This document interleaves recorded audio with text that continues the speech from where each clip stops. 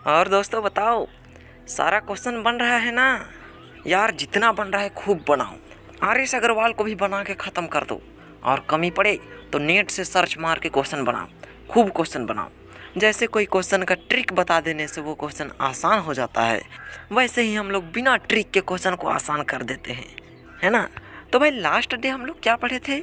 अरे हाँ यार, क्वेश्चन सोल्व कर रहे थे ना, उसमें से एक क्वेश्चन बच गया था। वो था 5 नंबर का क्वेश्चन। यार जैसे 4 नंबर का क्वेश्चन बना था ना, वैसे ही 5 नंबर का क्वेश्चन बनेगा। 4 नंबर में नंबर का स्क्वायर कर दिए थे, तो ठीक इसी तरह 5 नंबर में सबका क्यूब कर देना है, और वैसे ही क्वेश्चन का आंसर आ जाएगा। एक काम करना, इसे तुम अपने से बना लेना, और मुझे पूरा विश्वास है इसे तुम बना भी लोगे। यूक्लिड डिवीज़न लेमा ये पढ़ रहे थे ना, तो यार इस टॉपिक से कोई भी क्वेश्चन आएगा, सब क्वेश्चन a=bq+r के फॉर्म में ही आएगा। जैसे कि कोई क्वेश्चन में b पूछ दिया, a, q और r दिया हुआ है, तो तुम बस ये फॉर्मूला में डाल देना, b का वैल्यू मिल जाएगा। यहाँ पर मैं तुम्हें एक क्वेश्चन दे रहा हूँ ना, इसे मिलकर सॉल्व करते हैं। चलो, a का वैल्यू 15 दिया हुआ है, b का वैल्यू 2 दिया हुआ है, और q का वैल्यू निकालना है, r का वैल्यू 1 दिया हुआ है। तो बस 15 = 2q + 1 ऐसा लिख दो, और 1 इधर जाके माइनस में हो जाएगा, तो q का वैल्यू 7 आ जाएगा। तो इसी तरीके से जैसे भी क्वेश्चन दे तुम बना लोगे। आर.एस. अग्रवाल में ऐसा क्वेश्चन मैंने देखा है, इसलिए मैं इस तरह का क्वेश्चन को भी बता दे रहा हूँ। भाई एनसीईआरटी को बनाने के बाद ना आर.एस. अग्रवाल भी ज़रूर से बना लेना। यदि उससे बना लोगे तो तुम्हारा एग्ज़ाम के एक भी क्वेश्चन मिस नहीं होगा। तो आज हमें जिस टॉपिक को पढ़ना है उस टॉपिक का नाम है फंडामेंटल थ्योरम ऑफ अर्थमेटिक्स। तो इसे मैं यहाँ पर अभी लिख दे रहा हूँ, उसके बाद समझाता हूँ। हाँ, तो जितना बड़ा ये फंडामेंटल थ्योरम ऑफ अर्थमेटिक्स दिख रहा है ना, उतना ही इजी है। देखो यहाँ पर कंपोजिट नंबर बोला है, इसलिए हम एक कंपोजिट नंबर का एग्जांपल ले लेते हैं। तो यहाँ पर क्या बोल रहा है, कोई भी कंपोजिट नंबर प्राइम नंबर के फॉर्म में एक्सप्रेस हो सकता है।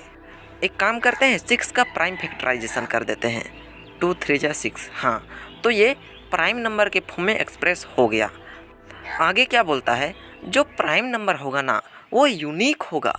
मतलब 2 × 3 है ना, तो इसके जगह में 4 × 6 नहीं हो सकता, यहाँ पर 2 × 3 ही होगा। वो अलग बात है कि 2 × 3 को तुम 3 × 2 के रूप में लिख सकते हो, लेकिन ये यूनिक होगा। भाई 2 × 3 को 3 × 2 के फॉर्म में लिखना, कान को इधर से पकड़ना या फिर उधर से पकड़ना, बात तो एक ही ना होता है। 2 × 3 भी 6 होता है, 3 × 2 भी 6 होता है। भाई अभी मैं एक ऐसा सच्चाई बताने वाला हूँ ना, जिससे सुनकर तुम्हारे आँख कान दोनों खुले के खुले रह जाएंगे। कोई भी 2 नंबर है, कोई भी नंबर हो, कंपोजिट या फिर प्राइम, तो उन दोनों नंबर का एलसीएम और एचसीएफ का प्रोडक्ट उन दोनों नंबर के प्रोडक्ट के बराबर होता है। हाँ भाई, तुमने सही सुना। कोई भी 2 नंबर है, जैसे कि एग्जांपल में हम लोग ये दोनों नंबर ले लेते हैं, तो इन दोनों का प्रोडक्ट 54 हो जाता है। तो इन दोनों का एलसीएम निकालते हैं और एचसीएफ निकालते हैं, और उन दोनों को गुना करके देखते हैं। तो जब भी तुम एलसीएम निकालना ना या फिर एचसीएफ निकालना, तो प्राइम फैक्टराइजेशन मेथड का ही यूज करके एलसीएम या फिर एचसीएफ निकालना।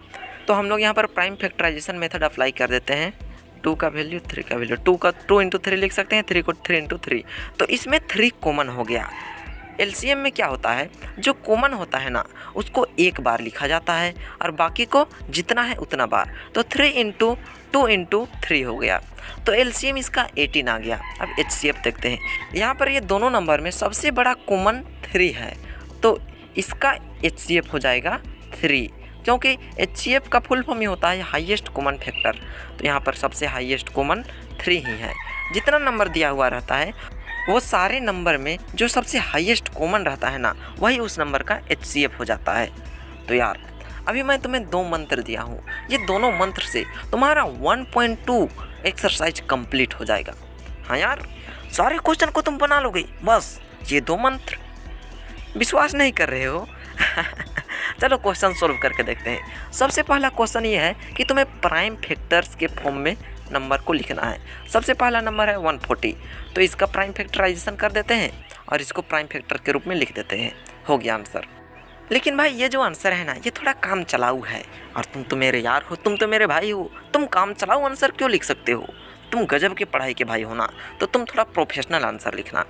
जैसे कि 2 2 बार लिखा हुआ है तो 2 का पावर 2 लिख देना। उसके बाद 5 एक बार है तो वैसा ही सिंपल लिख देना। ये पावर के फॉर्म में लिख देना, जो जितना बार रहता है उसको उतना पावर में लिख देना, तो तुम्हारा आंसर थोड़ा प्रोफेशनल लगेगा। तो चलो 2 नंबर की ओर बढ़ते हैं। दूसरा नंबर में क्या बोला है कि ये जो नंबर है इन दोनों नंबर का एलसीएम निकालो और एचसीएफ निकालो, और जो एलसीएम एचसीएफ होगा ना उसको दोनों नंबर का प्रोडक्ट निकाल करके उसे वेरीफाई कर दो। तो चलो इसका एलसीएम और एचसीएफ निकालते हैं। कॉमन फैक्टर कर रहे हैं 2 × 13 और 91 का 13 × 7 हो जाएगा।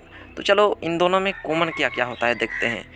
इन दोनों का लिख देते हैं। तो इसमें से 13 कॉमन निकल गया। पहले एलसीएम निकालेंगे तो 13 × 2 × 7, तो आंसर आ जाएगा 182। इसका एलसीएम हो जाएगा 182 और एचसीएफ तो देखते ही पता चल रहा है सबसे हाईएस्ट कॉमन फैक्टर कौन सा है 13, तो इसका एचसीएफ हो जाएगा 13 ही होगा। एक काम करते हैं, इसका एलसीएम और एचसीएफ को गुना कर लेते हैं, कितना आता है उसे देखते हैं। हाँ, तो 182 × एचसीएफ कितना है 13, इन दोनों को गुना करने से आंसर आ जाएगा 2366, यही आंसर आएगा। हाँ, तो अब इसे वेरीफाई करते हैं। तो नंबर क्या था 91 और 26, इन दोनों को गुना करके देखते हैं आंसर कितना आता है। यार इन दोनों का प्रोडक्ट भी 2366 आया, इसका मतलब हम लोग का एलसीएम और हम लोग का एचसीएफ सही है। अरे वाह यार, वाह वाह वाह वाह वाह वाह, हम लोग सीख गए भाई। 1 नंबर और 2 नंबर दोनों का मैंने एक एक क्वेश्चन बना दिया है, तुम बाकी क्वेश्चन को बना लेना। तो 3 नंबर की ओर बढ़ते हैं। 3 नंबर में क्या पूछा है, 3 नंबर में बोला है कि तुम प्राइम फैक्टराइजेशन प्रोसेस का यूज़ करके एलसीएम और एचसीएफ निकालो। ये बेवकूफ़ को पता नहीं है कि हम लोग प्राइम फैक्टराइजेशन मेथड से ही एलसीएम और एचसीएफ निकालते हैं क्या यार। तो चलो इन सब का प्राइम फैक्टराइजेशन करते हैं। 12 का सबसे पहले प्राइम फैक्टराइजेशन करते हैं। 2 × 2 × 3, 15 का 3 × 5 और 21 का 3 × 7, इन तीनों का फैक्टर को लिख देते हैं। 12 का लिखा गया, 15 का लिखा गया और 21 का लिखा गया। यार इसमें 3 है ना, तीनों में कॉमन दिख रहा है, तो 3 को घेरा कर देंगे। यार एक चीज़ मैं तुम्हें बता दूं, स्पेशली एलसीएम निकालते समय, वो भी 3 डिजिट का या फिर 4 डिजिट का निकालते समय, यदि तीनों में कॉमन रहे तो उसे भी एक बार लिखते हैं। यदि इसमें दोनों में भी कोई कॉमन है ना तो उसे भी एक बार लिखते हैं। और यदि तुम 4 नंबर का एलसीएम निकाल रहे हो तो चारों में यदि कॉमन है ना तो उसे भी एक बार लिखते हैं। क्या यार एलसीएम में लफड़ा बना रखा है भाई। RS अग्रवाल का इसके रिलेटेड जितना भी क्वेश्चन है ना, सारा क्वेश्चन को सॉल्व कर लेना, तुम्हारा डाउट क्लियर हो जाएगा। और क्वेश्चन सॉल्व करके आंसर भी मैच कर लेना, ताकि तुम्हें सब समझ में आ जाएगा। अरे यार हम लोग कहाँ थे कहाँ चले आए, हालांकि वो ज़रूरी था। तो इन तीनों में 3 कॉमन है, बाकी को जैसा है वैसा ही लिख देते हैं। इसके अलावा तो कोई कॉमन नहीं नज़र आ रहा है, तो इसका एलसीएम हो जाएगा 420 और एचसीएफ तो दिखते ही पता चल रहा है 3, क्योंकि 3 तीनों में कॉमन है। और यहाँ सबसे बड़ा कॉमन नंबर 3 ही है, इसलिए इसका एचसीएफ 3 ही होगा। तो एलसीएम 420 हो गया और एचसीएफ 3 हो गया। यार 4 नंबर तो मैं तुम पर छोड़ता हूँ, 5 नंबर की ओर बढ़ते हैं। 5 नंबर में बोला है कि 6 का कोई ऐसा पावर बताओ जिसको रखने के बाद उसे सॉल्व करने से उस नंबर का लास्ट में 0 आ जाएगा। अब देखो भाई, एक चीज़ मैं तुम्हें बता देता हूँ, यहाँ पर 6 का कोई भी पावर तुम रख लोगे ना, उसे सॉल्व करोगे तो लास्ट में 0 नहीं आएगा, क्योंकि लास्ट में 0 लाने के लिए जो बेस होता है ना उसका फैक्टर 2 और 5 होना ही ज़रूरी है। क्योंकि 2 5 जब 10 होता है, 10 आएगा तब ना लास्ट में 0 आएगा। लेकिन इसका फैक्टर तो 3 और 2 है, 2 और 5 नहीं है, इसीलिए इसमें 0 नहीं आएगा। रुको मैं इसका सॉल्यूशन का स्क्रीनशॉट दिखा देता हूँ, जिससे कि तुम्हें हेल्प मिलेगा इस क्वेश्चन को बनाने में। देख रहे हो ना, ऐसा ही लिख देना आंसर में। यहाँ पर कारण सब भी लिखा हुआ है, बस ठीक इसी तरीके से लिख देना, तुम्हारा नंबर मिल जाएगा। तो चलो यार आगे बढ़ते हैं, और भी क्वेश्चन बाकी है। 6 नंबर बड़ा मज़ेदार है भाई। 6 नंबर में एक नंबर दिया हुआ है, बोल रहा है कि इसको कंपोजिट नंबर प्रूफ करके देखो। अब इसको कंपोजिट नंबर प्रूफ कैसे करें?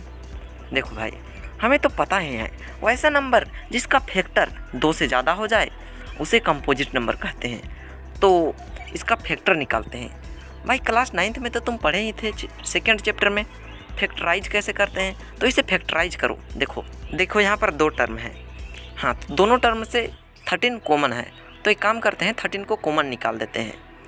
कॉमन निकाल दिए तो अंदर क्या रह गया 7 × 11 + 1। अच्छा, तो ब्रैकेट के अंदर का सॉल्व करने से 74 आता है। देखो यार, उसके बाद 13 और 74 को ब्रैकेट में डाल देते हैं। अब हम लोग पढ़े थे कि जो ब्रैकेट में आ गया ये नंबर का फैक्टर है, तो 13 और 74 दोनों ये नंबर का फैक्टर है। अब यार कोई भी नंबर हो उसका 1 तो फैक्टर होता ही है, देख रहे हो ना।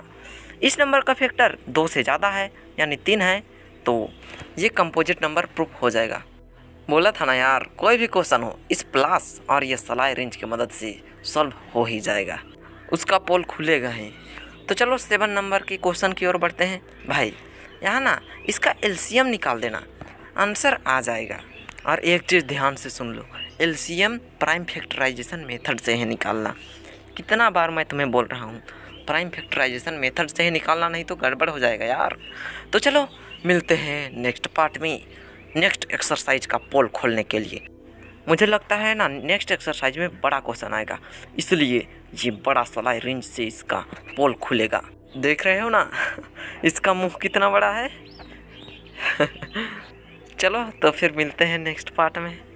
नेक्स्ट पार्ट में तैयार रहना 1.3 एक्सरसाइज को सॉल्व करने के लिए। आर.एस. अग्रवाल को भी सॉल्व करना यार, उससे तुम्हारा डाउट क्लियर होता है। तो चलो, चैनल को सब्सक्राइब नहीं किया हो तो सब्सक्राइब करके घंटा बटन को ज़रूर से दबा देना।